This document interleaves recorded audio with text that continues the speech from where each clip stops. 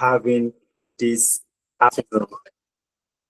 All right, thank you for that, Treasure. Please, let's confirm that we can hear me loud and clear, just with dropping any reaction in the comment section. Or, okay, fantastic thing, Dave, fantastic.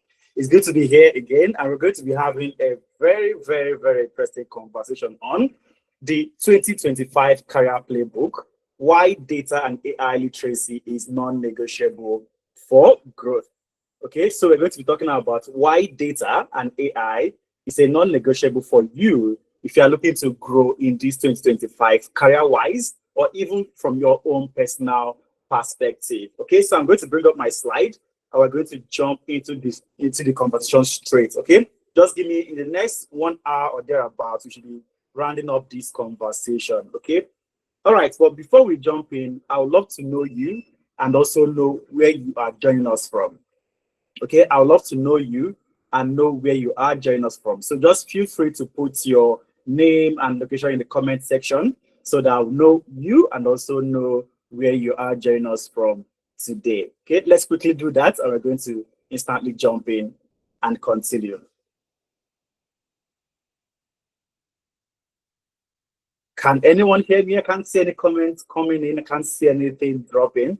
All right, I can see Samson. Samson is joining us from Delta State, Nigeria. Fantastic. It's good to have you on the call, Samson.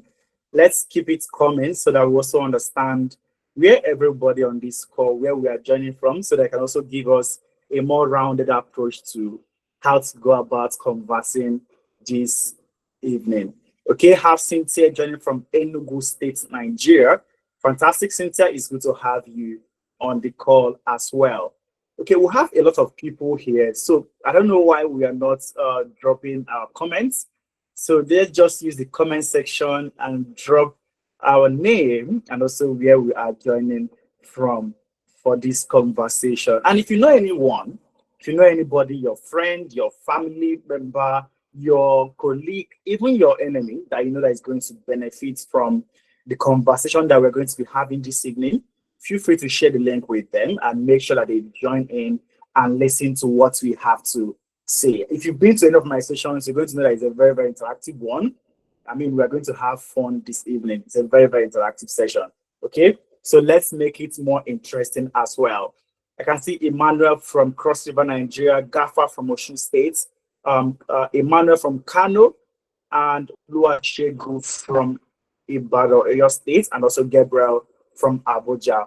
Maybe others do not want to drop where they're coming from, and we're going to continue immediately. All right, but remember what we are here to talk about. Have it at the back of your mind. We're here to talk about why data and AI literacy is non-negotiable for growth. Okay, and this is the 2025 Career Playbook, and I'm going to be telling us a very, very interesting personal story about how I've also been able to grow with regards to using data to also fast track my own career path. All right, so I'm going to tell us that story today, and it's going to be a very, very interesting one. Okay, let's jump right into what we have for today. But first, who exactly is organizing this amazing event that we're doing today? So we are Analytics. Okay, and Analytics business is an offshoot of Analytics where we help people to build up their careers, build up their skills, and also help organizations to train their staff. So depending on what you want, we are here to guide you to develop your own staff and also to make sure that you have the skill that is relevant in this 2025. Right, we've been doing this for 5 years plus now, and we've done programs in US, UK, Canada, Africa, Asia, name them, different countries that I can think of. And today we are here having a live conversation to see how can also help people know how they can actually be able to channel their own 2025 career playbook and make it very, very insightful for themselves. Okay, so we offer a variety of courses that spans across so many areas. Okay, name it soft skill, hard skill. We are here to fully help you get equipped with regards to all those skills that you are looking for. And who am I that I've been speaking for the last couple of minutes? Okay, my name is Chukwu Emeka Ekpa, and I'm the CEO of Analytics. But before now, I didn't start off my career being a CEO. All right, I grew the ladder, I jumped bosses, I did a couple of things, and here I am today. Look, when I mention I'm a CEO, most time people always ask, "Oh, maybe you are the one that founded it," and all those kind of things. I'm not the founder. All right, so I'm always trying to make sure that people get this idea. We talk about chief executive officers. We have the ones that are executive CEOs and founder CEOs. All right, maybe the founder CEO got the idea, founded the business, and is also running it. But at the point, they need to also bring in people with innovative ideas to help them scale. And that's where executive CEOs come in, and that's the bracket that I fall into. So before I became a CEO, I've done a couple of things, a lot of things. But depending on how I want to shape my story right now, my career path started from the banking sector, where I used to work as a GRC, governance risk and compliance. And then I worked as a head of control in the fintech ecosystem, worked as a data analyst also in the fintech industry, worked as a business growth consultant. And presently, I also still work as a talent development consultant in Africa and also in Europe, and fully the CEO of Analytics. In this exact position, I've helped close to 1,500 people to transition from their own personal careers into the tech ecosystem. Okay, you also can be the 1,501 person that is going to join us on this amazing, amazing journey. Okay, so we're going to jump right into what you have for today. You are the boss, Matthew Obodo. Matthew Obodo, that name sounds familiar. It sounds very, very familiar. I think that should be maybe a friend of mine from way back. So I have a very interesting way of starting off my sessions, and it's also for everyone to also be able to speak. Okay, I love interactive sessions. Like I said earlier, I love interactive sessions. So first question I want to ask us today is, we've been hearing about AI, AI, AI. Okay, AI is coming, AI is coming, AI is here. How are you reacting to it?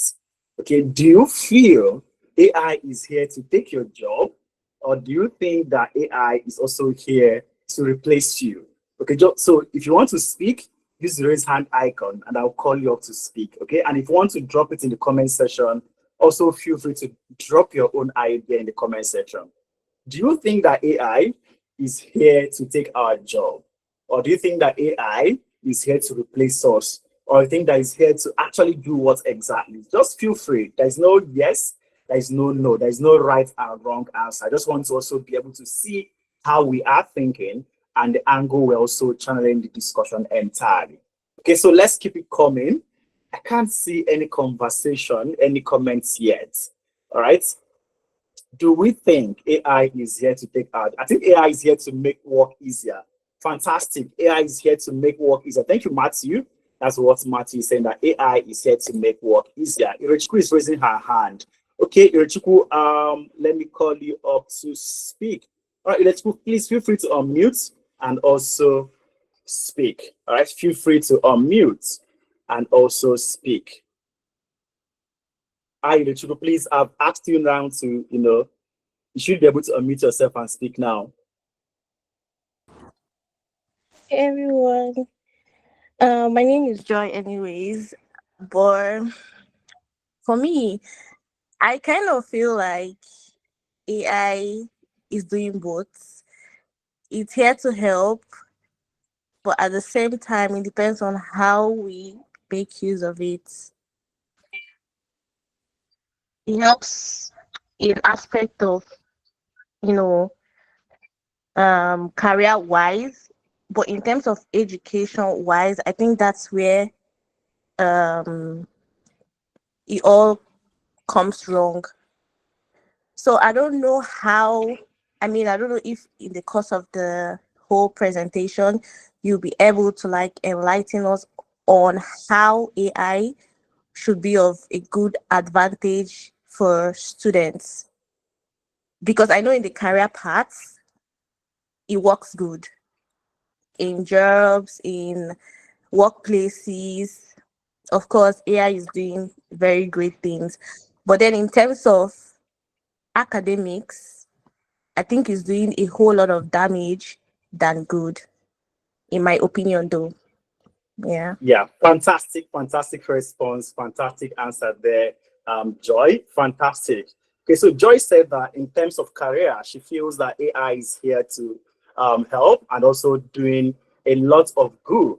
All right, but in terms of academic, she doesn't feel AI is there to help, and it might be doing more harm than good. Fantastic response, Joy.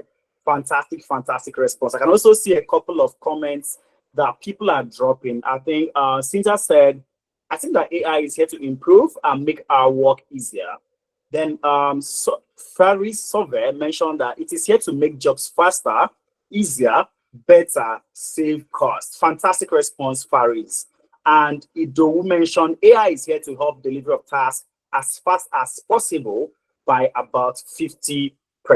Fantastic responses that we've received from everybody. Fantastic responses. Okay, well, I'm happy the way that Joy Freeze has, that she felt that AI is going to do more harm than good with regards to the educational sector. And as I don't know whether we are both in spirit, but my example is actually also in the educational academic space. So we're going to actually see how it is also there. All right. So first, this is a guy on my screen that we can all see, an old guy that he is researching by going to the library. So this guy goes to the library to go through books, to bring out information, and also be able to solve or write his own paperwork. All right, let's call this guy Mr. A. Let's call this guy Mr. A. Mr. A goes to the library, he brings out the books, he goes through it page by page, and then he's now able to write the paper that he wants to go through. And then we'll have another guy, the modern person. Let's call this person Miss B. So Miss B, what she does is that she just brings us her MacBook, and through her MacBook, she's able to research through different paperworks, and also she was able to write her own paper. So who do you think, or do you think any of them is doing something that is not appropriate? Who do you think also is doing something better? This or that? Which person do you think is doing something better? One person has to leave the house, go to the library, bring out different books, go through them, and the person is now able to write their own paperwork. And then there's another person, Miss B, that from the comfort of her house, she brings up her MacBook, goes online, and she's able to browse through several paper out there and also able to write her own paper. Who do you think is actually more efficient? And also why? Do you think this or do you think it's that? Okay, Irechuku again. That's Joy. Sorry, I'm calling you just what I see on. Oh, fantastic. I think I know. Okay, Joy. All right, Joy. Okay, I've asked you to unmute. Please go ahead and speak. Hi, Joy. Are you there? So, yeah, I'm here. So, for me, I think the person who actually goes to the classroom is more efficient because, in my own opinion, we're human beings, right? Most of the times we need to get out from our comfort zone to go look for something. Majority of the times we do that. Sometimes we walk to the grocery, we walk to do things, right? So for the person to actually stand up from his or her comfort zone, walk to the library, flip through books, he is actually doing work, like he's putting in the work. For the All person who right. is on her laptop, it's not like she's not more efficient, but I just felt like she's just in her comfort zone doing what she should have been doing the other way around. So for All me, right. I feel like the person who is flipping books is actually more efficient. My opinion, though. Fantastic, fantastic, Joy. Okay, let me hear from Victor. Victor, your hand is up. I've also asked you to unmute yourself. Should be able to do that now, Victor. Hi, All right, Victor. sir. Good evening. Well done, sir. For me, actually, the that part I feel is better because it takes shorter period of time to be able to find out what you're looking for. In the case of the B researcher, at the comfort of her zone of her home, she'll be able to get the information she's looking for within very short period of time. Unlike the other one, that one may take more than even a day without finding what he's looking for. So I believe the B part is better. Okay, fantastic response from Victor as well. So we have people that are aligned behind Mr. A, and we have people that also aligned behind Miss B. So Miss A, people believe that okay, it's better for us to go to the library, go through our books, and come up with our own paper. Why the modern guy is now from the comfort of their house, they're also able to, go through that same paper through their laptop, and they're able to also write their own papers. Do we have any other person that wants to unmute and speak before I move on? Do you have one more person? I think Idowu mentioned that one is fast tracking learning, while the other is also trying at a slow pace. Time management wise, she can do more with limited time. Fantastic. That means Idowu is taking towards Miss B. Kehinde also mentioned library worker is doing hard work. Fantastic, Kehinde. Okay, and okay, funds, this is just waving hands. Fantastic. So there are a couple of responses from a lot of people. And in actual sense, the truth is that these guys, whether you are with Mr. A or whether you are with Miss B, they are all researchers. They are all doing the Lord's work, right? They are all trying to achieve one goal. Now, it depends on what your own personal aim is. But what I want us to also look at is when it comes to this age right now, time is of the essence, right? Time is of the essence. What Mr. A is doing is possibly, let's say, he will bring out paper A, paper B, paper C, paper D, go through all of them, and then write his own paper. Miss B will be on her laptop and also bring up paper A, paper B, paper C, paper D, and she is also able to write that same work. But who is doing it faster? Who is doing it at a better pace? Who is doing it comfortable? Now, there will be arguments that, oh, Mr. A most likely will love interacting with people, right? And then Miss B, she's losing that interaction, which means there is no external voice speaking to her anymore. And that can also fly, right? So, and that's why I said, whether you are aligned to the A path or whether you're aligned to the B path, both of them are actually researchers. It now depends on the one that you want to be able to get. But one major question I'll also ask is that what happens when you visit library A and library A doesn't have the book they are looking for? All right. But from the comfort of this Miss B's house, she can be able to access several libraries. She can access Google Scholar, she can access Sage, she can access MedPub, she can access several databases, all right, and still get several work. But that you've decided to do a physical interaction, what happens when that book you're looking for is not there? It means that you have to leave that library and go to another library again to look for that same book. So it is a very, very, very great way to make research, but someone is actually doing it efficiently, all right, with lesser time. So both of them are researchers. The most important thing is that you understand the basic of what you want to do, all right? And Miss B has been able to also infuse some elements of technology into what she's doing, all right? So tech is now assisting Miss B to do a couple of things, all right? Tech is assisting Miss B to do a couple of things while this person is still old school. Now, in the context of both of them come out and speak, you can't really say, okay, this person is going to be better than this person, or this person is going to be better than this person. They are all approaching it from the best way that they feel is more efficient for them. All right. So for you, what I would advise you to do is to make sure you also approach it from a way that is more efficient for you. If you feel that, oh, for me to actually write this paper, I need to interact with people, that means you have to go the old school style.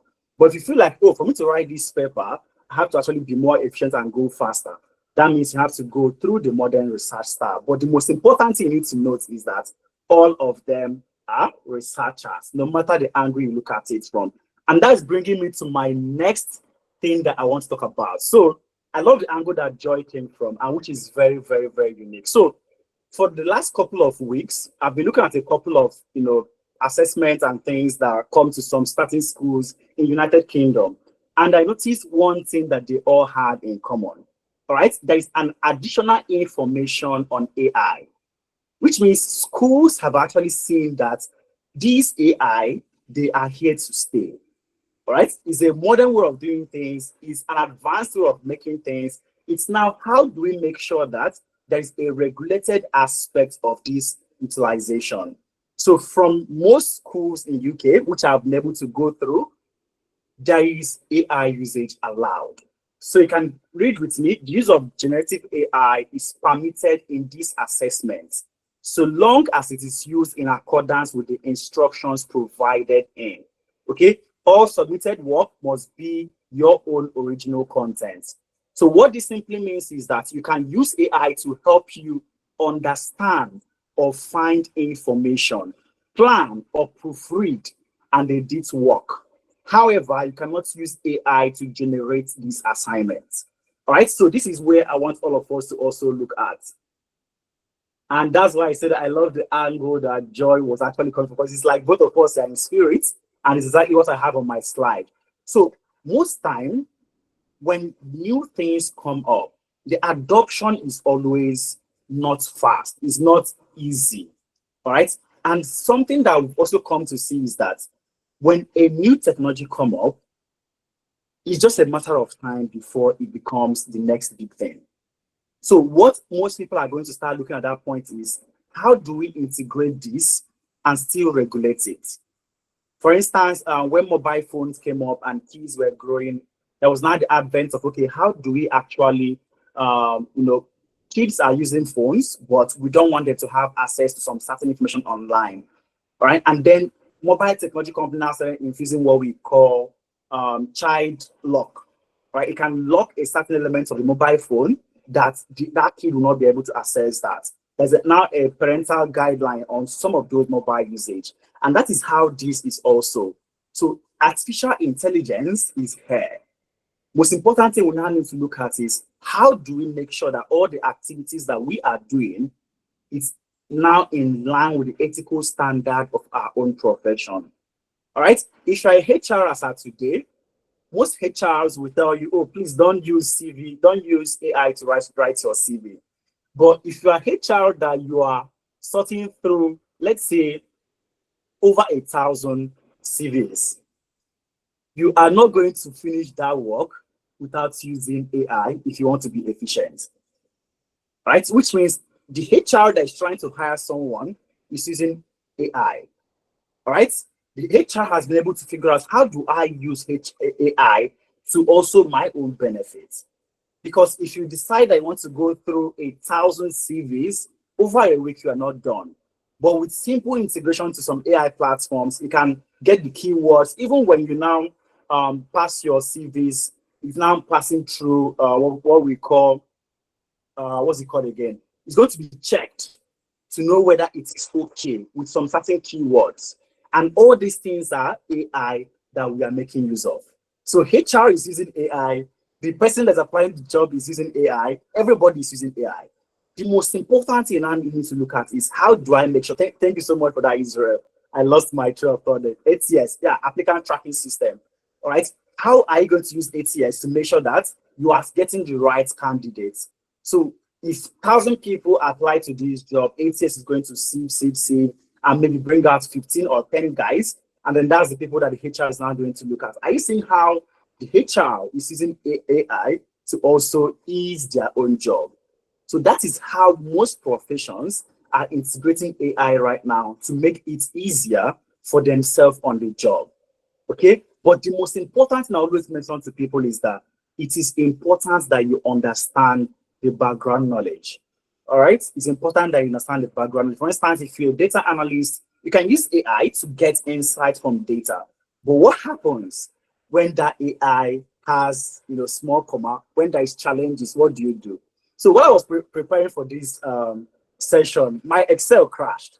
Okay, and there is an important explanation that I'm supposed to do with my Excel. And I started asking myself, okay, how am I going to go about this right now? Which means if I'm someone that I'm relying on just Excel to be able to showcase what I want to do right now, technology has failed me. So there are instances where all those failures are going to come up. Now, what you're going to use to back up and make sure that when the failure happens, you are not just, you're not defeated, is to have that background knowledge.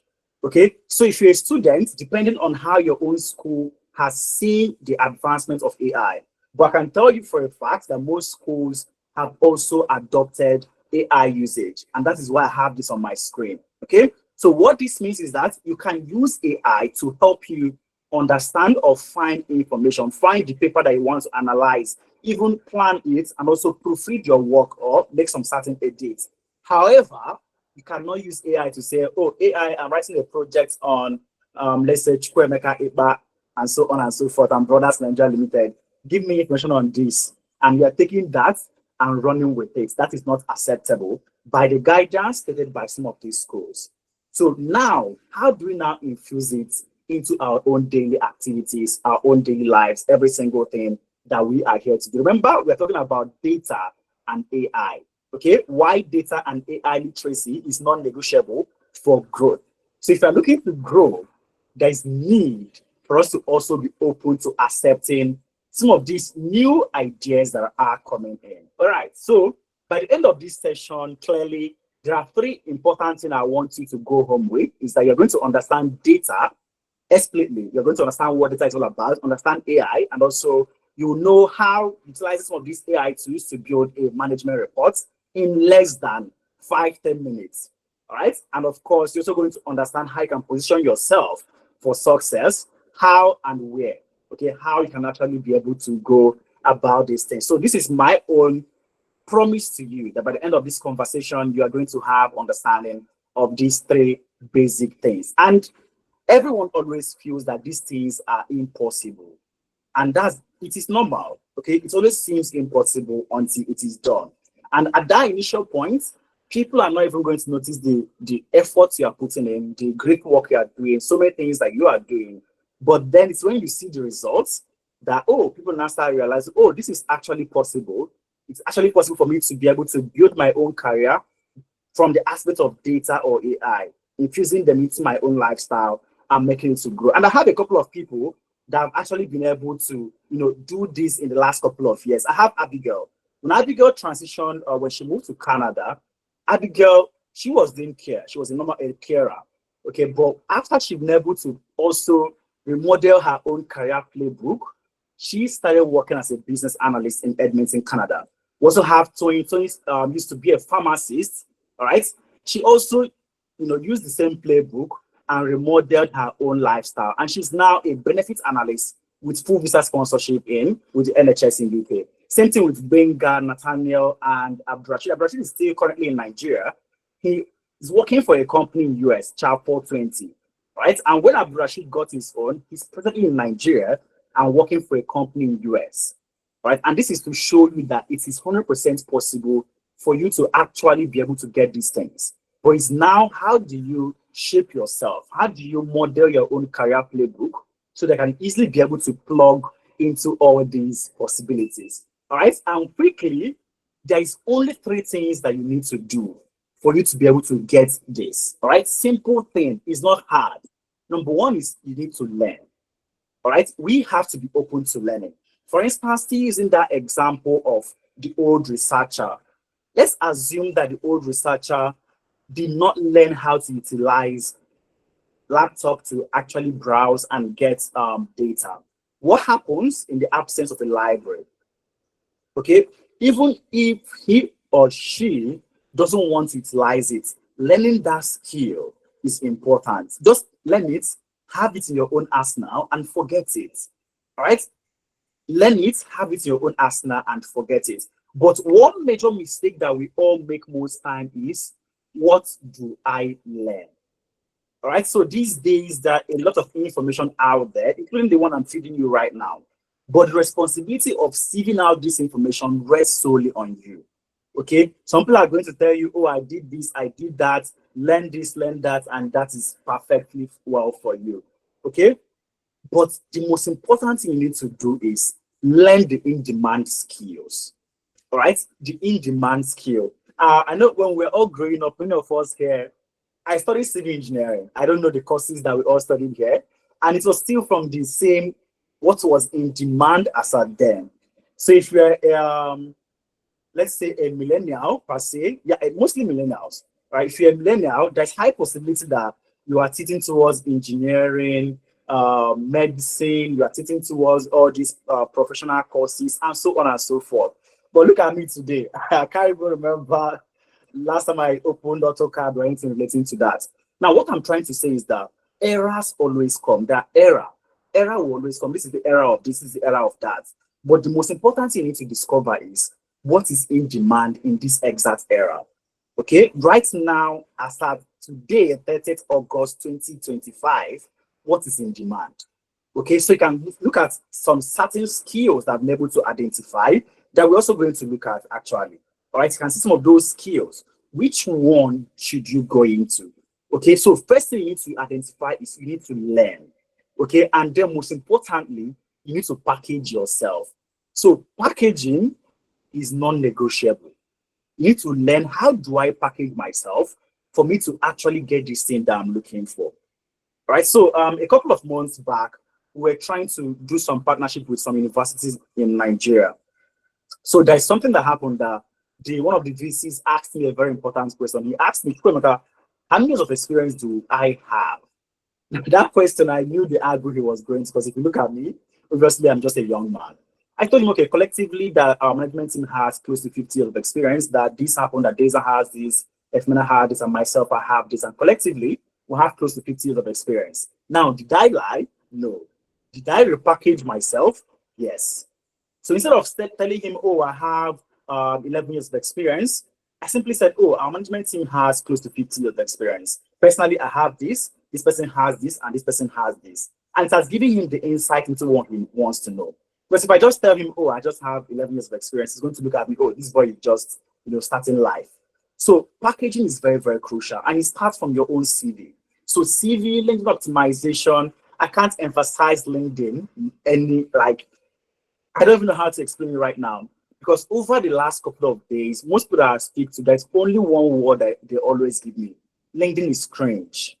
And I always find it so somehow. How can we say LinkedIn is cringe when we are the ones looking for advancement? All right?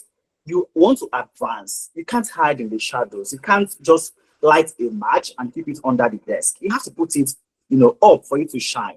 So you have to also be able to showcase yourself. So packaging encompasses all these other aspects, your CV optimization, LinkedIn optimization, having a portfolio, main part, and of course, how do you package your interview preps? So remember, 3 most important things that you need to do if you're looking to remodel your career playbook. Number 1 is to learn the skill. Number 2 is to package yourself. And number 3 is for you to apply to the jobs. Now, application is also where the challenge is. Most of us, when we're applying to a job, there's one thing that we always do. We just do easy apply, easy apply, easy apply. All right, so easy apply is not going to get you through the door. There's need for you to tailor your CV down to the specifics of the job that you're going for. Even if you're applying to a data analyst with Deloitte today, data analyst with KPMG, data analyst with PwC, it's important that you look at the job description and tailor it down to the specifics of the job. All right, so 3 things: learn, package, apply, and then you are inside the job already. So I'm going to tell us a very, very interesting story, also using my own personal life. All right, so this is what our students also applied, and they were able to get to the places that they are as at today. Now, this is me also in this screen. I don't know how many of us, this is first time I'm unveiling this picture in my life. This is first time in my life that I am unveiling this picture. Now, this is me a couple of years back. Right, like I told everyone on this call, my first degree, I studied civil engineering, but we all know how Nigeria is. So after studying civil engineering, what do I do? No job here, no job there. So for you to even break into some of these construction sites, I have to now take up some certain work in the construction site for me to even, let's, start from here to build the experience. So this is where my own story started from. All right, but I wasn't there with the mindset of, I'm here to stay here for long. No. So I'm the kind of person that I love soft life. If there's any possibility that I can make this thing easier for myself, I'm going to take it. If there's possibility that someone is going to wear me my clothes every morning, I'm going to pay for it and take it. So after a while, I realized that this site work is not for me. I love the ability for me to have aesthetic appeal. I want to have some certain things. And being under the sun 24/7, Monday to Sunday, it wasn't a lifestyle that I wanted for myself. Okay, so what did I do? Exactly. What did I do? How was I also able to change this story for myself? Like I told everyone, I wasn't struggling. All right. So let's not make it look like I'm not trying to tell a grass to grace story. No, I was not struggling. It was just that there was no job and I needed to build up my career. So for me to do that, I needed to get into construction sites. And that's how I got into one of these. In this picture, we are constructing a dam in Ivo, Enugu State. As at then, we are building a dam in Ivo. And I happened to be on the project. So from there, my plan was simple. I need to get skills and improve my lifestyle. Now, after that, a couple of months into that, I did a couple of, like I told everyone, I studied civil engineering. So I took a couple of courses, customer service course, relationship management course, and I joined the bank. So that was still that same playbook. Learn, package, and apply. So it was simple. Learn the skill, package yourself, and apply. So during that period also, the news then was, oh, banking is the next big thing. This is where everything is happening. Let's, get into the bank. I watched my CV, repackaged myself, did some courses, customer service, relationship management, and I got into the bank. All right. And I was in the bank for close to 3 years. Now, in that same bank, after a while, the story was changing again. Oh, this is now this is now that. Tech is next big thing. What are we going to do? Remember, like I said before, for me to get into the bank, there was still that over reliance on my degree and certification. Okay, reliance on degree and certification, which is why I said I did some courses, customer service, relationship management, and then I got into the bank. Okay, and of course, there was still a sector-based work experience. So while you were doing all those courses, there is need that this guy is always going to ask you, oh, which experience do you have? Where is it coming from? So how do you make all these things to be in your own advantage? For instance, oh, you're a customer service person, you're working in the bank, you're a civil engineer. How do you make it happen? I remember the question I was asked in one of my interviews. Oh, you study civil engineering. How make it make sense for us? How do you want to relate your civil engineering career path to this banking sector? It was simple. There's always one single approach that I use, and it is called the STAR framework. All right, situation, task, action, and results. So let's note this thing down: situation, task, action, and results. So while I was working in this construction site, still in my civil engineering era, so that same STAR also it is what I utilize here, because by virtue of me working in this construction sites, even though I'm doing civil engineering activity, there are some inherent skills that is human based. Like, oh, I was interacting with clients, I was interacting with different people, I was doing this, I was doing that. Oh, when I was working in the construction sites with these guys in Enugu State, that is my situation. All right. My task is to make sure that this bar that they are all always erected. So I was with the scaffolding guys. All right, I was in scaffolding guys, and our responsibility is simple. We have to erect our scaffold to make sure so that when we are casting the dam, everything is perfect. All right, so that was my own task. Now the action I took was that I did this, I did that, because I had a degree. So my own elements of activity in the site wasn't the mania type. I had a degree. I did this, I did that. I was able to make sure that people did what they were able to do. Now, by virtue of saying all these things, I'm listing out some skills inside it, which also represent customer service, relationship management, which we call RM, and of course, leadership skill. Now, even though I was working in the site as a civil engineer, I was able to exhibit these three skills: customer service, relationship management, and also leadership skill. Now, relating to the banking sector is simple. If you guys hire me, your customers are going to be happy because I've been able to interact with all these artisans in the site, making sure that this one happens, and so on and so forth.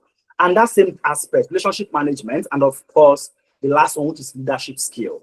So all these things were the packaging I gave them as at then.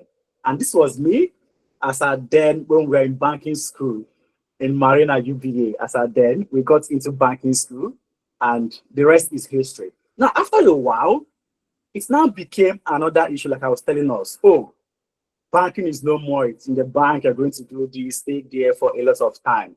I repackaged myself again, and instantly I moved All right. So after close to 3 years in the banking sector, I moved, and then I moved to become a data protection officer with a fintech. And how did I also do that? Same approach. When I was in the bank, I noticed that, oh, the bank is now losing some of the relevance. Remember, learn, package, and apply. So that same principle, I was also able to apply it. I learned data analytics, Excel, Power BI, SQL. Okay, because I was in the compliance department in the bank as at then. So it helped me to also hone my skill. And then I was able to move into data protection in the fintech ecosystem. And this was me also when I've moved from the banking sector to the fintech ecosystem. And right in the fintech industry, I mean, we all know how the tech ecosystem is. At a point, I started growing, okay, from just being an associate to a manager to a team lead to relieving the COO. And at the point, I told myself, you know what, it's time for me to actually be a C-suite. And I adjusted my CV again, did some certain learning, did some certain leadership skill also. I got the skill. And today, I'm the CEO of a tech company. So all these things are actually always before us. But the most important thing is, are you ready to learn? All right. So one mistake that we all make these days is that we want to get to this point, which is this place where today I can be in this same state, I can be in this country, tomorrow I'm in a different place. All right. I'm able to get to this place right now because I actually did all these ones before now. All right. I walked the walk and got to this point. Now, it is possible for you to also understand the recent playbook that we have right now, plug it in, and also apply it to your own aspects, and instantly you switch. It's not going to be an easy thing. For instance, when I was in the banking sector, I said, okay, 2 years, tops, that's what I'm going to stay. I'm going to stay there. After 2 years, I was applying, I was trying to move, but it wasn't clicking for me. So when we also tell this, don't think that it's also going to be straightforward. No, it's not a straightforward journey. All right. It wasn't clicking for me. I got a couple of no's. But then in the end, one person took, the person gave me an opportunity, and the rest is history. But the most important thing is that I learned the skill. I packaged myself and applied. But these days, what we do is that we package ourselves and we apply without learning that initial skill. Now, when you don't have that initial skill, for any technical interview you're going for, there's always going to be a technical assessment. So when you don't have that skill, that means that it is going to show. So 3 things: learn, package yourself, and apply. Trust me, the rest is history. If tomorrow they say, okay, it's farming, that is now the next big thing, that is where everyone needs to have that skill. You simply learn farming, package yourself, and also have it. Now, a couple of weeks back, I was doing a work for someone on AutoCAD. Now, this is also to tell you that all those initial skills that you have, it is not lost. So even though I've transitioned to banking, transitioned to tech, it doesn't remove the fact that I am still a civil engineer. That skill is still inherent. It is still my own.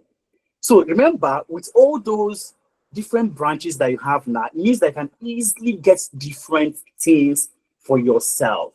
So I still do AutoCAD for some people. I still do Revit. I still do Lumion for some people also. Relating to civil engineering, when I have the time, I don't even do it anymore because I don't have that time. But when that opportunity presents itself, I'm able to jump into it. So there's one sentence I always stand by. Nobody is going to take away any skill that you've been able to get. It is yours forever. All right? It is yours forever. Even if you transition to a different place, that skill is there for you.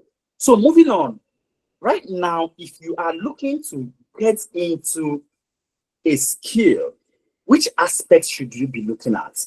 All right? Which aspects should you be looking at? So what I always mention to people is that don't rush into, I want to get this, I want to get that. Look at where the world is going to, and then get there before they even reach it. Okay? This is something that the real estate guys always say. Look for where people are going and get there before them and buy the land. That's what real estate guys always say. Same thing is also applicable in this skill-based environment. So what we always do is, that's what we call the World Economic Forum report, okay? So every year, world leaders, economic leaders come together to talk about some certain topics. All right. And part of things that they discuss is based on future of jobs. They talk about future of skills and several other things. Now, from the one that happened in 2025, the fastest demanded skill, core skill that anyone should have is analytical thinking. And when you talk about analytics, what is it tilting towards? It's still tilting towards data, right? Even if you are going for any role, you are going for a customer service role, they want you to actually be able to think in an analytics manner. You are going for a sales role, they want you to also have that analytics mindset. You are going for a music role, they want you to also understand analytics. So no matter the skill or the industry that you're tilting towards, there are some skills that you need to have. Number one, as of today, is analytical thinking. All right, so clearly you can see that this is where the world is tilting towards. This is the core skills as at 2025. The number one is analytical thinking. Then you have the other ones: resilience, flexibility, agility, leadership. There's one that actually caught my attention. I don't think before now, if you go for any job interview, anyone will care about this. This number three, social influence. But it is a new in-demand skill that we're trying to hire someone for a role, VP marketing and growth here in analytics. And one thing that I said is that anybody coming for this role should have social influence, because that is where the world is tilting towards. So if there's someone that the person is good with marketing, with growth, but the person is still lacking in social influence skill, that means something is off for that person. The world is going to leave the person behind. So let's make sure that if you're looking to get a skill, you need to get all these skills that are here. All right. I just happened to screenshot the first 16, and you have access to this. Okay. There's a form that my colleague treasurer will drop in.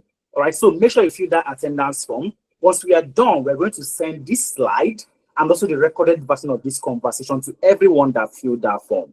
Okay. So inside it, you can easily click here to download the entire full report of the World Economic Forum report. So right there, can see all the things that they discussed. It's a very, very, very large playbook. So we always hinge our playbook from the World Economic Forum report.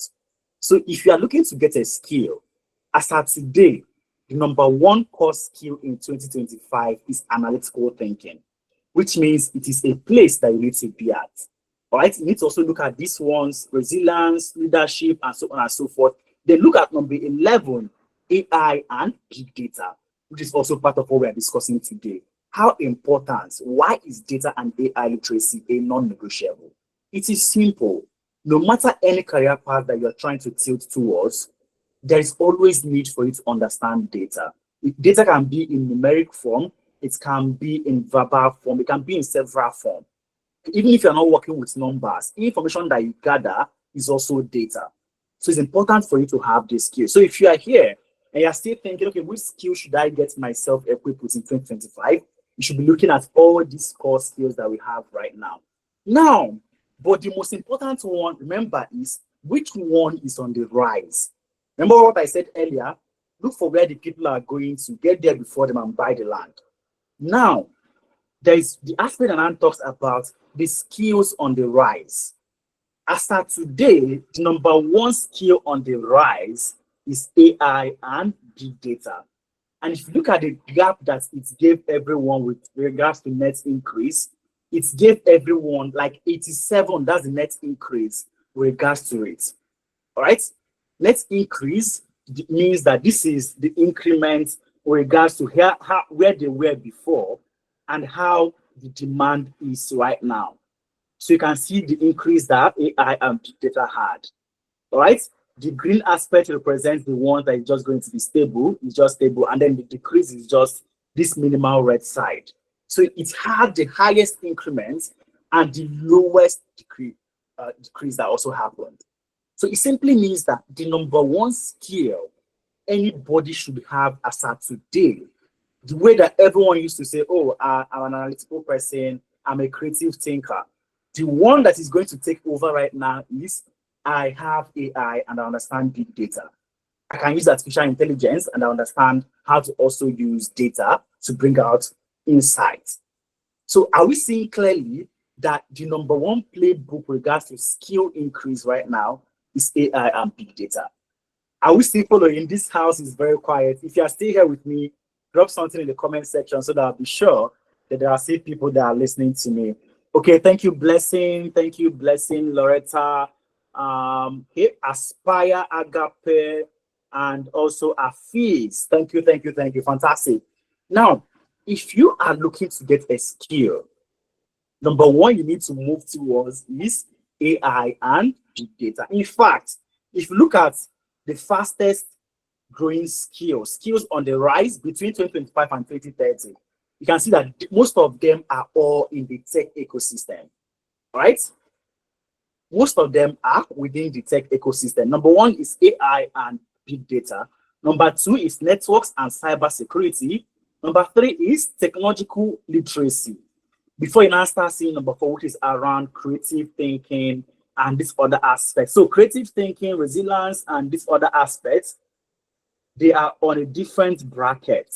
Now, let me show you something that is very, very crucial. Now, all these ones that I've highlighted now, they represent the aspect that we call cognitive skills. Cognitive skill. You can see that as at now, number one skill that everyone should have is a cognitive skill, which is analytical thinking. Right, this blue color represents cognitive skill, and that's analytical thinking. Now, let's look at technological skills, which is where AI and digital come in. You can see where they are. They are down number 6 and also number 11. But after the World Economic Forum met, it's changed. So the fastest skill on the rise as of now is now skills that are within the technological space. So you can see that the tech skills are now number one rise, while the next ones are now cognitive skills. So the era where we're going to come and say, oh, I'm a creative thinker, I'm an analytical thinker, I have this, I have that, it is shifting towards, oh, I understand data, I can utilize AI, I know this technology. Clearly, it is shifting. But if we decide not to shift with it right now, it means that when the boat has sailed, we are going to just be left there. We are going to be left there. So if you're looking to get a skill right now, the number one fastest bracket is the tech skill, followed by cognitive skills. And inside the tech skills, the number one that is also the fastest as of today is the AI and big data. So worst comes to worst, make sure you have AI and big data skill. Because time will come when for you to be hired as a musician, for you to be hired as this, as that, we'll ask you, can you use this AI?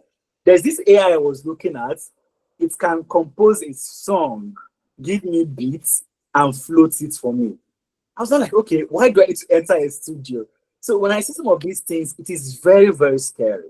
But most important thing is for you to actually get there with them and also make sure you equip yourself with the skills. So when we talk about these things, it's not to scare people.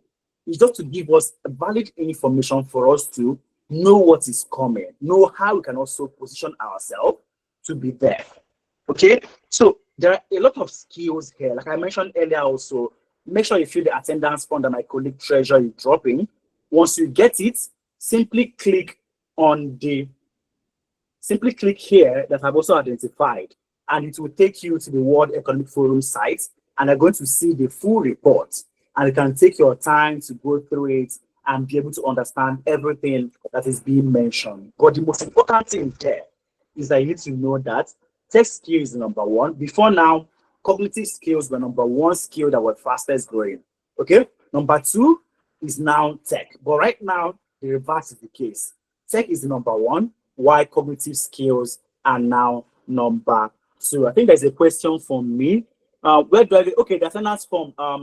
Paying. Right, just click the link that my colleague Treasure Yesome just dropped. Once you click on it, it's going to take you to a place where you fill the attendance form. Right, so that's the form we're going to be using to send out the slide and also the recorded version of this conversation. Okay, so like I mentioned earlier, AI and data, they top the list of the fastest growing world skill. And the amazing thing about it is that it is not too specific. If you're in Nigeria and you get the skill, it's the same thing for someone that's in Canada and they are with the skill.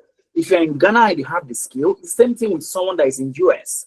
AI and big data, network and security excel in Nigeria, is still excel in France. Power BI in Ghana is same Power BI in Rwanda. Okay, SQL in Tanzania is same SQL in US. So those skills, they are global. And that is why it is called the growing world skills. And that's how people can easily be able to be in the comfort of their countries and work for a different country. Okay, and work for a company in a different country rather. So make sure that you have the skill. So, but when we talk about all these data analytics, AI, data analytics, AI, what does it actually mean? What does a data analyst really do? Okay, so simply put, I'm going to give us an example using this call. So let's assume on this call right now, we have 50 people that joined this call. So 50 people joined, total number of people 50. This is telling us this is what happened. Okay, what happened? These 50 people joined the call. Let's say, okay, 20 joined from Lagos, 30 joined from, or let's say the other 10 joined from Abuja, then the other 10 joined from UK, and the other 10 joined from, let's say, rest of Nigeria. Let me call it RN, rest of Nigeria. Okay, so clearly you can see this is what happened. We have 50 people that joined this call. 20 joined from Lagos, 10 from Abuja, 10 from UK, 10 from rest of the world. This is what happened. Now, next thing that we are going to ask ourselves is, why do we have people joining from just this region? Why didn't 50 of them join from UK? Why did 30 join from this? Why didn't this happen? So we have to ask ourselves all those questions. So you're asking yourself, what happened? Why did it happen? And then you're now going to do what we call prediction, which is tell the future of, because of this trend, this is going to happen in the future. And I need to recommend this and that to make it happen. So data analysts, simply put, are professionals that come into businesses to help them make sense of their data. All right, to make sense of their data. And everyone, every professional out there should be a data analyst. All right, every professional out there should be a data analyst, because no matter what you are doing, you are interacting with data. Okay, so simply put, all these things are elements of all this I've talked about. So descriptive tells you this is what happened. We have 50 people that joined the call, 20 from UK, 10 from this, 10 from that. Diagnostic is, why did that happen? That is where the data analyst is now going to look at the several data that the company has. For instance, we are looking at the marketing data. And from there, you've realized that, oh, the marketing department, they used 50% of the ad budget to run ads in Nigeria, specifically in Lagos. So because of that, you are seeing reason why we have more people join us from Lagos. All right? They use 50% to run ads in the rest of the world, UK, and other aspects. So simply put, if I want to now make prediction, if I want to now build predictive model and tell the future of what's going to happen, I should now be able to say, if I want more people from UK, I need to improve the ads that are run in UK so that I can actually be able to have more people join from the UK. So you can see how data analyst has been able to use descriptive analysis. This is what happened. This is why it happened. And then tell the prediction of this is what's going to happen in the future from our trend, and then make prescription. I need to increase my ad budget in UK so that I can have more people join from UK. So this is simply whom a data analyst is. They come to that place to answer questions around what happened to our from this data. Why did this happen? What is the future telling us? And also, what can I do to shape that future? I hope you all understand whom a data analyst is. So the descriptive and diagnostic talks about those past events, while the predictive talks about the future events. Okay, and you can learn tools like Excel, Power BI, SQL, Python for you to actually be able to do this. All right, Excel, Power BI, SQL, Python, and several other things for you to actually be able to do this. Okay, so if you're looking to have data skills, these are the tools that you should be tilting towards. But how does AI now come into this picture? How does AI now come into this picture? So there are some tools that AI has now, artificial intelligence is now very, very intelligent, that it understands ordinary languages. Just tell it, oh, I want my face painted white, and it's going to do it for you without you writing all those codes. And we're going to see how all those is going to work out just in the next few minutes, and we're going to round up. So AI is now artificial intelligence that have been embedded to make all these things easier. You have the one that everyone on this call, most of us, we know ChatGPT, we know Gemini. How many of us know Cloud? How many of us know Cloud? We have Claude, we have Julius, we have Quadratic, we have Bricks, we have Zebra AI. How many of these AI here do you know?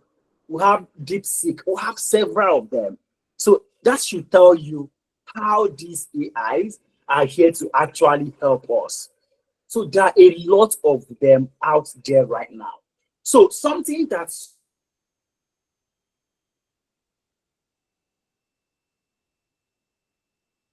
some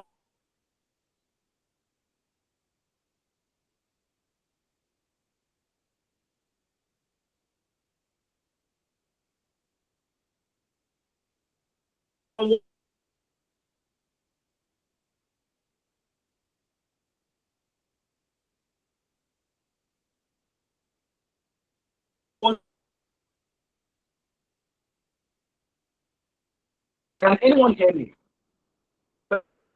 I think it's okay. I think it's from my own device. That means my audio is okay, but my screen is not more smooth. Right? So just 1 minute, I should be able to bring it up in 1 minute and should be up and running. All right. All right. It's fine. All right. Should be back now. So there are things that recruiters want from us. For myself, there are two major things that employers want from you. That is your skill and experience. Now, I was on Twitter earlier this year, and I think that this man who was there at Elon Musk, he said that, I call it breaking. Just 1 second, guys. My call, my voice is breaking. Let me find out what's going on right now. It's still breaking right now. Oh, I think I had a very nasty clip right now.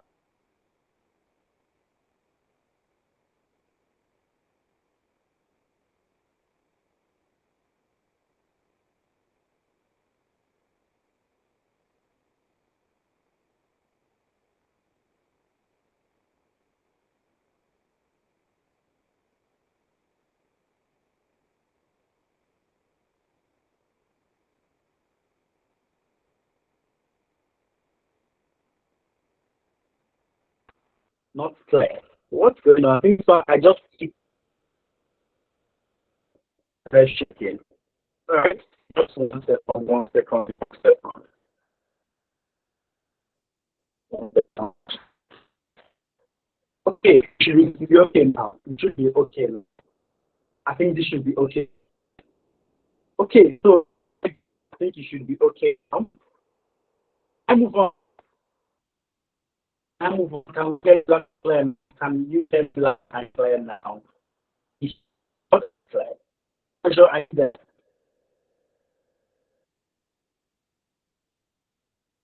Treasure there.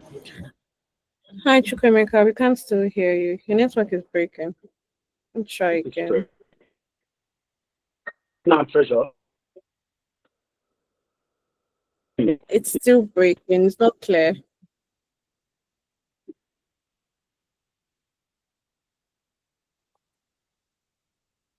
And microphone. So, right?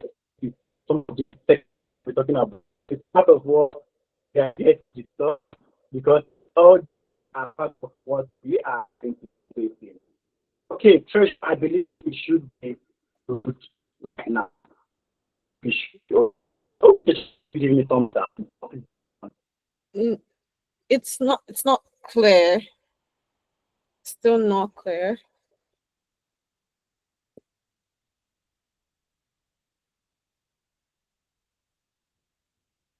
Yeah. Is it better now?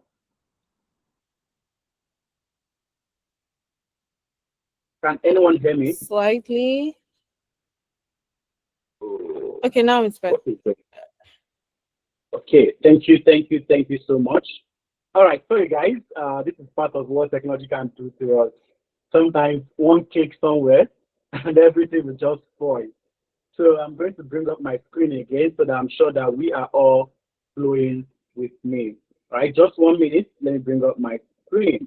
I'm sure that we are all flowing with me also. All right, 1 minute. Let me bring up my screen. But so far, are we getting value from the conversation that we are having?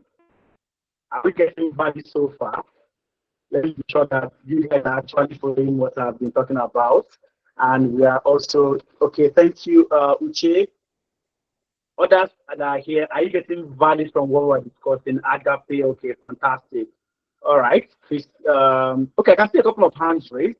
We're going to take questions before we are done, okay? I'm going to take questions, and definitely we're going to answer every single question that everyone has. All right, so moving on, I'm going to run a little bit fast. I told us that in the next 15 minutes, I should be done. So moving on, there are skills that recruiters are looking for, and they just want two things from you, all right? Skill and experience. So recruiters want only two basic things from you, the skill and experience. So you have to show experience of what you are coming to do and also show that you have that skill there. So if you are still in the habit of gathering certificates, you need to think it again. All right, so this is the same playbook that Martin lives, I think he used to live in Cameroon. All right, so he used to be a chemistry and operations manager. So he also came to us, got the skill for data analytics, and he landed a job as a pathology data analyst in UK. Something that Pavel also did. Pavel used to be a teacher in Cameroon as well. And he also joined the data analytics program and was also able to land a job as a healthcare data analyst. So all these things are possible. Remember what I mentioned earlier? It always seems impossible until it is done. Right? It seems impossible until it is done. And that's why I'm showing us people that have actually been able to do all these things, who have actually been able to have this skill before now, and how they were also able to do it.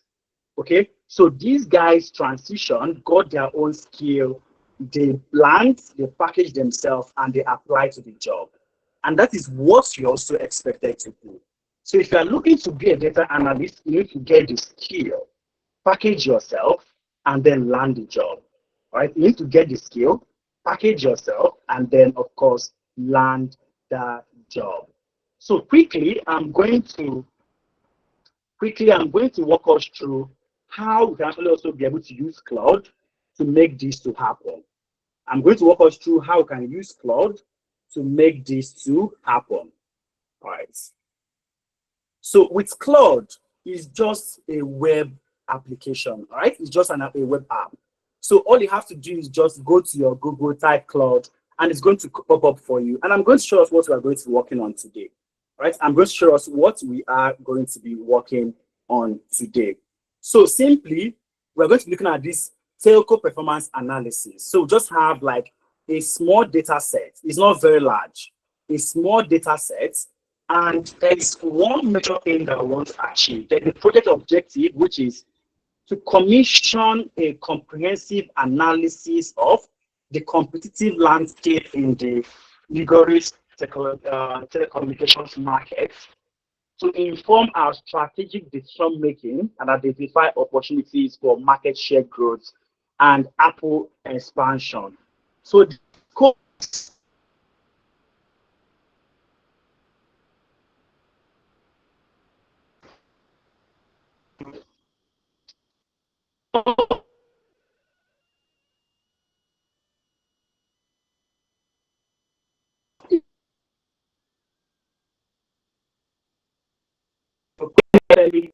Glory, and of course, 9 mobile. You mention any company name. So we're going to be performing analysis on these 4 selected telcos. MTN, Glory, 9 mobile. And based on the provided internal data set, the analysis must provide actionable insight and strategic recommendations, which means you are going to perform descriptive analysis, diagnostic analysis, predictive analysis. So now, simple. The goal is to gain a deep understanding of the and weakness of in the market to formulate a plan that will enable us to achieve market. I don't know that I just said right now. This is the project objective, this is the project scope, and of course, this is the goal of what you want to achieve. Now, when you click on the link that also has see my screen, can we all see my screen? When you click on that link right here, it's going to take you to where you are going to get the data set as well. Treasure, can you hear me? Okay, I think I'm lagging a little bit. I think I'm lagging. All right, so now that we understood what we need to do, next thing for us to do now is, what do we need to do? What's the different steps that we have to take to achieve this same goal? What's the steps to achieve this? We have to take just go to go to where the data set is. Right? We're going to, and we are going to download that data set. Now, after we download this data set, we are going to also do what we call converting it to a file that we can actually be able to use. Right? So we're going to now convert it to a file that we can easily also be able to use. Okay, I think my screen, okay, my screen just went off. My screen should be off right now. Should be off right now. Here, should be off right now. Now, remember what I was saying? We already have this data set. Once you click on the slide, when you get the slide, once you click here, it's going to take you to where you can download the report from, and then of course you can now continue from there. Okay, step 1, let's go to where we have this slide. So once you click on it, it's going to bring you to this place right now. It's going to bring you here where I have this demo data set, right? It's going to bring you to this place where I have my demo data set. Now, once you are on this demo data set, you're going to see data. Once you are here, you're going to see data that is a little bit scattered. All right, so you're going to see data, the metric that we're looking at, the units, the different companies that I've mentioned, and the information that I've gathered about them. Right, you can see the metric, the units for MTN, for Airtel, for Glory, for 9 Mobile. These are the different data that we have. This is the market and financial performance. This is the active subscribers, and so on and so forth. So we have all these data scattered here right now. So as a data analyst, if you want to analyze this data, you have to now bring up your Excel or your Power BI or SQL or Python and start building a dashboard. But how do we achieve this same thing using an AI tool? So quickly, I've been able to do this before. So I'm just going to also open Cloud. So if you want to open Cloud, Cloud is just, like I said, it's web-based. Once you type cloud.ai, it's going to bring you here. You can sign up using your normal sign up, or you can sign up using what we call sign up using Google account, and instantly it's going to take you into it.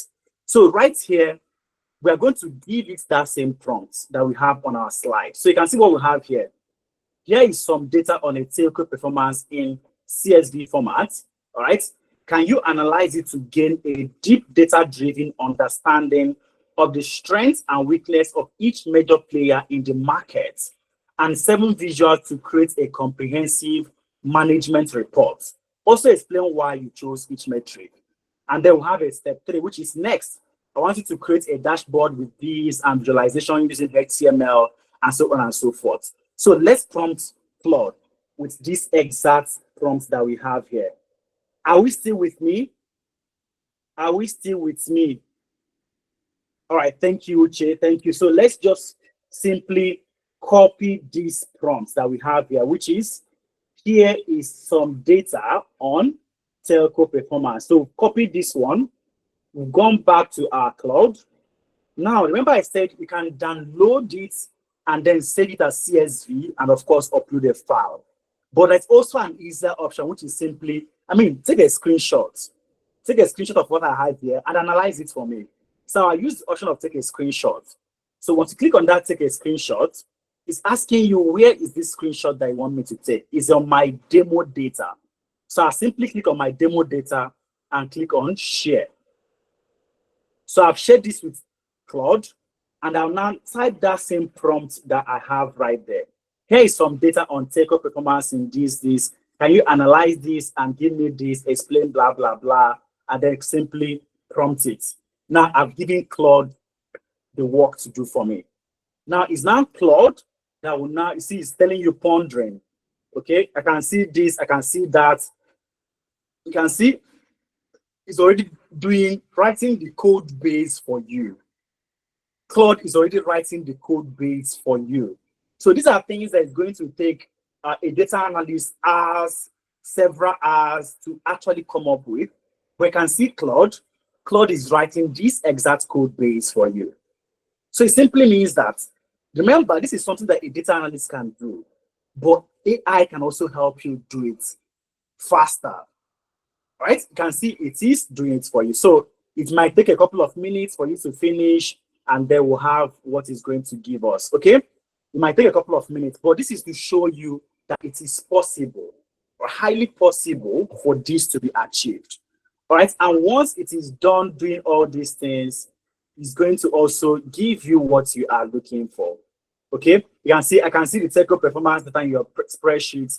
Let me analyze this data and create a comprehensive management report with 7 key visualizations. I will extract the data and provide insights on each major player's strength and weakness. Now, this might take us a couple of minutes and we're not going to keep waiting it. But before it's done, before I jumped on this call, I also performed that same activity. Okay, so Claude has the opportunity for you to also, what it has built is going to push it for you to publish. So this is what it actually gave me as well. I can see that it gave me, this is the market leader Apple, which is MTNI. It's giving you, the premium position is at 1,750 naira. Now, the best network quality, the core completion rate is at 98.7%, and the total market size was at 220.5 million, with a price competition of 214 to 316 per gigabyte range. Now, it's also giving me this other metrics, market position metrics, market share versus network quality. This is for Airteni, this is for MTNI, and of course, the other two wasn't showing at all. Then the average revenue per user is showing us, okay, this is what MTNI gave us, this is what Airteni gave us, this is what Glowy gave us, and of course, this is what 9mobile gave us. When you click on this, you're going to see that average revenue per user is 1,750 naira for MTN, while average revenue per user for Airtel is 1,580. Now, 4G network performance comparison, you're going to see that when it comes to coverage, let me make this broad. When it comes to coverage, you can see that the person leading is also MTN, followed by Airtel, and then followed by Glowy, and of course, 9mobile. So all these things, this is what artificial intelligence was able to give me within a space of 10 minutes. They can see price versus performance analysis. When it comes to price, MTN is at 60, right? 367 per gigabyte for MTN. Airtel is at 300 per gigabyte.